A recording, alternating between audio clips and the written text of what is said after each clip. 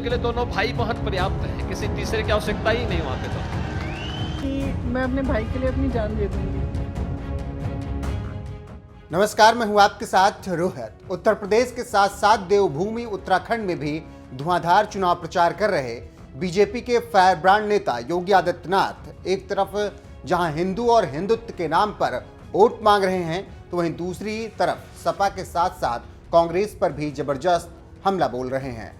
अभी कुछ ही दिनों पहले उत्तराखंड के टिहरी जिले में प्रचार करने गए सीएम योगी ने राहुल गांधी और प्रियंका गांधी पर जोरदार हमला बोलते हुए कह दिया था कि भाई बहन के बीच आपसी विवाद है, जिससे कांग्रेस डूब जाएगी। सीएम योगी के इस बयान के बाद अब कांग्रेस महासचिव प्रियंका गांधी ने मुस्कुराते हुए सीएम योगी पर जबरदस्त पलटवार किया है और कहा है, मैं अपने भाई के लिए जान भी दे दूंगी। कि मैं अपने भाई के लिए अपनी जान दे दूंगी और मेरा भाई भी मेरे लिए अपनी जान दे देगा, तो विवाद कौन सा।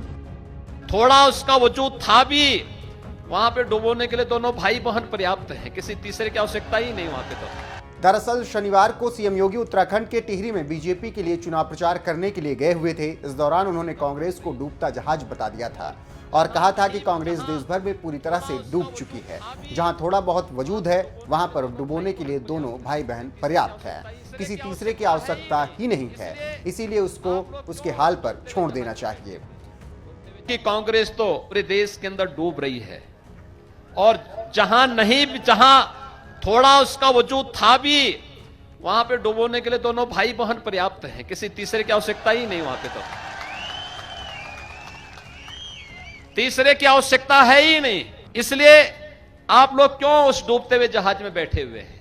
डूबते हुए जहाज में नहीं बैठना चाहिए, उसको उसके हाल पे छोड़ देना चाहिए। कांग्रेस की सरकार के समय केदारनाथ धाम कैसे उजड़ गया था, किस प्रकार की स्थिति थी, और आज भव्य और दिव्य केदारनाथ धाम बन गया है फिर से। सीएम योगी ने चुनावी रैली में तो राहुल गांधी और प्रियंका गांधी पर जोरदार हमला बोला ही, साथ ही एक ट्वीट भी कर दिया कि भाई बहन के आपसी विवाद और वर्चस्व के कारण कांग्रेस डूब जाएगी। इशारों में राहुल प्रियंका पर जोरदार हमला बोल रहे सीएम योगी को जवाब देने की बारी अब कांग्रेस महासचिव प्रियंका गांधी की थी, जो पंजाब के कोटकपुरा में चुनाव प्रचार करने के लिए गई हुई थी। उन्होंने कोटकपुरा में से ही सीएम योगी को जवाब देते हुए कहा, योगी जी के मन में विवाद है, लगता है बीजेपी में जो विवाद है उसकी वजह से कह रहे हैं, जो उनके बीच मोदी जी और अमित शाह जी के बीच विवाद चल रहा है। रिएक्शन है कि मैं अपने भाई के लिए अपनी जान दे दूंगी और मेरा भाई भी मेरे लिए अपनी जान दे देगा, तो विवाद कौन सा। योगी जी के मन में विवाद है, लगता है भाजपा में जो विवाद है उसकी वजह से कह रहे हैं, जो उनके बीच और मोदी जी और अमित शाह जी के बीच में विवाद चल रहा है। आपको बता दें कि यूपी की रैली में तो सीएम योगी कांग्रेस पर कम ही हमलावर होते हैं, लेकिन उत्तराखंड में उन्होंने सीधे राहुल और प्रियंका को निशाने पर इसलिए ले लिया क्योंकि यहां मुख्य विपक्षी पार्टी कांग्रेस ही है। इससे पहले असम के मुख्यमंत्री हिमंत बिस्वा शर्मा भी जब उत्तराखंड चुनाव प्रचार के लिए आए थे, तो उन्होंने भी विवादित बयान देते हुए राहुल गांधी पर निजी हमला बोल दिया था और कहा था कि भाई आप किस पिता के बेटे हो, हमने कोई सबूत मांगा है क्या। आज आप ये लोग का मेंटेलिटी देखो, ये लोगों का मेंटेलिटी देखो। जनरल बिपिन रावत था हमारा उत्तराखंड की गौरव था, देश का गौरव था। उनका नेतृत्व में भारत ने पाकिस्तान में सर्जिकल स्ट्राइक किया। राहुल गांधी क्या बोला, भाई प्रूफ दो, प्रमाण दो। अरे भाई, आप कौन सा पिता का बेटा है, कभी हमने प्रूफ मांगा हो क्या? हमने कोई प्रूफ मांगा हो क्या? अरे मेरा सैनिक बल से, मेरा आर्मी से आपका प्रूफ मानने का आपको क्या अधिकार है? मेरा अगर आर्मी बोल दिया कि हमने पाकिस्तान में बम फूटाया तो फूटाया, उसमें क्या डिस्प्यूट है? उसमें दोबारा क्या बोलने का है? क्या आपका बिपिन रावत पर विश्वास नहीं है? आपका मेरा उत्तराखंड का जो बेटा आर्मी में नौकरी करता है, उनका ऊपर आपका क्या विश्वास नहीं है? जब वो बोल दिया कि हमने स्ट्राइक किया, सर्जिकल स्ट्राइक किया, हमने एयर स्ट्राइक किया, तब किया, और उसमें आपको क्यों प्रूफ चाहिए? मैंने कभी प्रूफ मांगा हो क्या आप सचमुच राजीव गांधी का बेटा है कि नहीं? मैंने कभी प्रूफ मांगा हो क्या आपसे? तो ऐसा आप सैनिकों का अपमान मत करो। देश बहुत ऊपर का चीज होता है, देश ऐसा नहीं होता है। लोग देश के लिए मरते हैं, लोग देश के लिए जीते हैं, लोग व्यक्ति के लिए नहीं जीते हैं। लोग बोलता है मेरे से देश ऊपर है, लोग बोलता है परिवार मुझसे ऊपर है, लोग बोलता है जननी जन्मभूमि स्वर्गादपि गरीयस। असम के सीएम हेमंत बिस्वा शर्मा ने जहां राहुल गांधी पर निजी हमला बोला, तो वहीं सीएम योगी ने राहुल प्रियंका के बीच विवाद की बात बोलने के साथ ही जनता से अपील कर दी कि कांग्रेस डूबता जहाज है, वहां जाने से कोई फायदा नहीं होने वाला है। सीएम हेमंत और योगी ने जहां चुनावी रैली में कांग्रेस पर जोरदार हमला बोला, तो वहीं इससे पहले लोकसभा में पीएम मोदी ने भी कांग्रेस को जमकर लताड़ लगाई थी। आप भी सुनिए पीएम मोदी ने क्या कुछ कहा था। अगर आप जमीन से जुड़े हुए होते, अगर आप जनता के बीच में रहते होते, तो जरूर ये चीजें नजर आती, दिखाई देता। लेकिन दुर्भाग्य ये है कि आप में से बहुत लोग ऐसे हैं जिनके सुई कांटा 2014 में अटका हुआ है और उससे वो बाहर ही निकल नहीं पाते हैं, और उसका नतीजा भी आपको भुगतना पड़ा है। आपने जो अपने आप को एक ऐसी मानसिक अवस्था में बांध के रखा है, देश की जनता आपको पहचान गई है। कुछ लोग पहले पहचान गए, कुछ लोग देर से पहचान रहे, और कुछ लोग आने वाले समय में पहचानने वाले हैं। अब देखिए, आप जब इतना सारा लंबा उपदेश देते हैं तब भूल जाते हैं 50 साल तक कभी आपने भी देश में यहां बैठने का सौभाग्य प्राप्त किया था। और क्या कारण है कि आप सोच नहीं पाते। अब आप देखिए, नागालैंड के लोगों ने आखिरी बार 1998 में कांग्रेस के लिए वोट किया था, करीब 24 साल हो गए।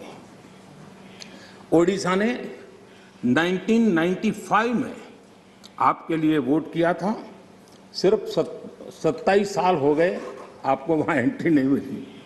गोवा में 1994 में पूर्ण बहुमत के साथ आप जीते थे, 28 साल हो गए, गोवा ने आपको स्वीकार नहीं किया।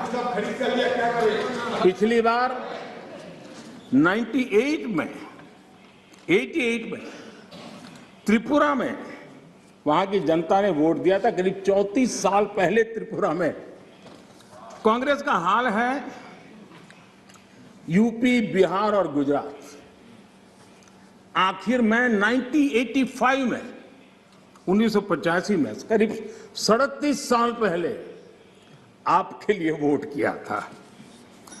पिछली बार पश्चिम बंगाल में वहां के लोगों ने 1972 में करीब 50 साल पहले आपको पसंद किया था। तमिलनाडु के लोगों ने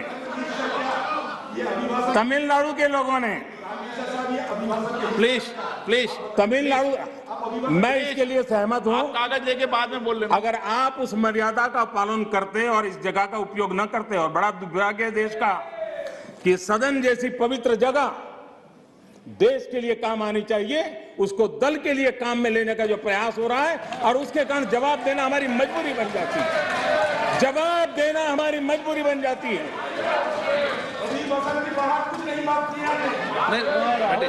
माननीय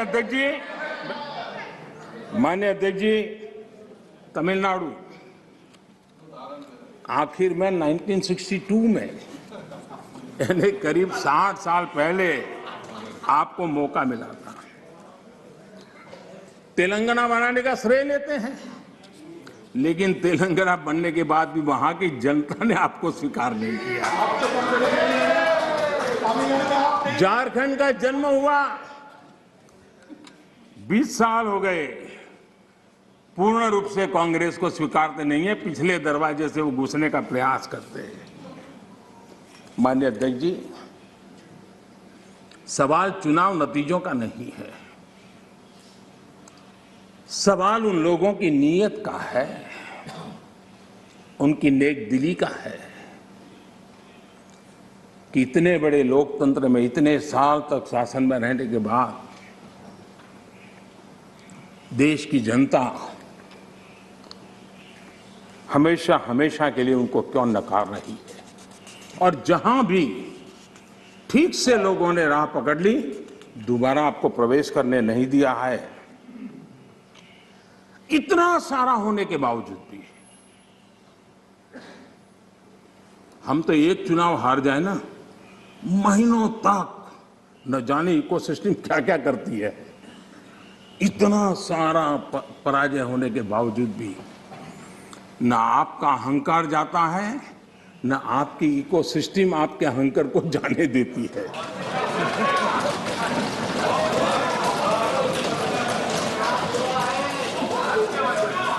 रहिए।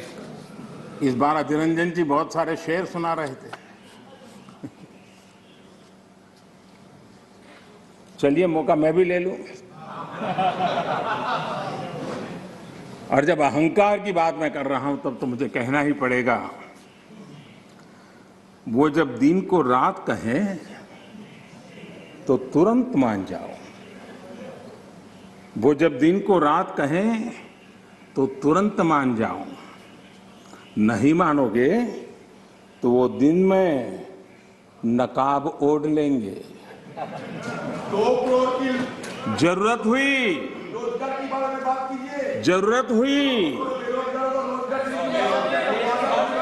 प्लीज आप जरूरत हुई तो हकीकत को थोड़ा बहुत मरोड़ लेंगे। वो मगरूर है, खुद की समझ पर बेइंतहा। उन्हें आईना मत दिखाओ, इन्हें आईना मत दिखाओ, वो आईने को भी तोड़ देंगे।